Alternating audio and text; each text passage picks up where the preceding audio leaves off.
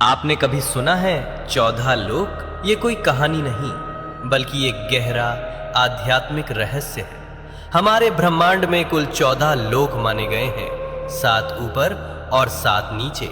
ऊपर के 7 लोक, इन लोकों में आत्मा ऊंचाई की ओर बढ़ती है, ज्ञान, शांति और मोक्ष की दिशा में। भूलोक, ये वो लोक है जहां हम सभी मनुष्य रहते हैं।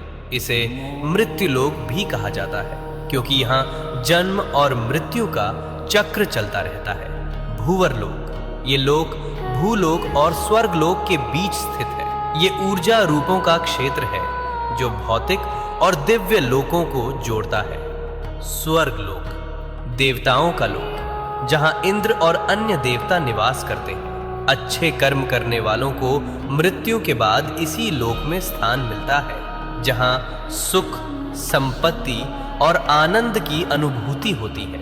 महरलोक, ये दिव्य ऋषियों, तपस्वियों और महान आत्माओं का निवास स्थान है, जहां वशिष्ठ और विश्वामित्र जैसे महान ऋषि तपस्या करते हैं। जनलोक, इस लोक में वे आत्माएं निवास करती हैं जिन्होंने ज्ञान और ध्यान में परम सिद्धि प्राप्त की होती है। यहाँ के वासी ब्रह्मा जी की लीलाओं में लीन रहते हैं। तपलोक, अत्यंत शक्तिशाली तपस्वियों का स्थान, जो शरीर से परे केवल चेतना में स्थित होते हैं। ब्रह्मलोक, यह है अंतिम लक्ष्य है, जहां केवल सत्य है, मोक्ष है और ईश्वर का साक्षात्कार होता है।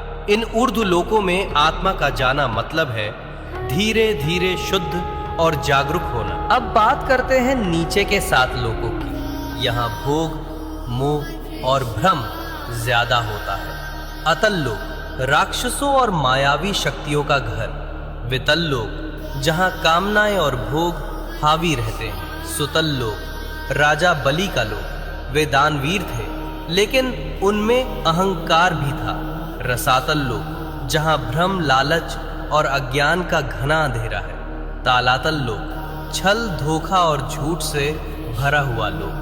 महातल लोक, जहां अंधकार और अहंकार का बोलबाला है। पाताल लोक, सबसे नीचे का लोक, तामसिक ऊर्जा और इच्छाओं का केंद्र। लेकिन इन सब का मतलब सिर्फ बाहरी दुनिया नहीं है। ये 7 लोक हमारे भीतर की नकारात्मक सोच और कमजोरियों का प्रतीक है। तो जब हम सच्चाई, भक्ति और सेवा में लगते हैं, हम ऊपर के लोकों से जुड़ते हैं, और जब हम लालच, मोह और गुस्से में फंसते हैं, हम नीचे गिरते हैं। सोच बदलो, लोक बदल जाएगा।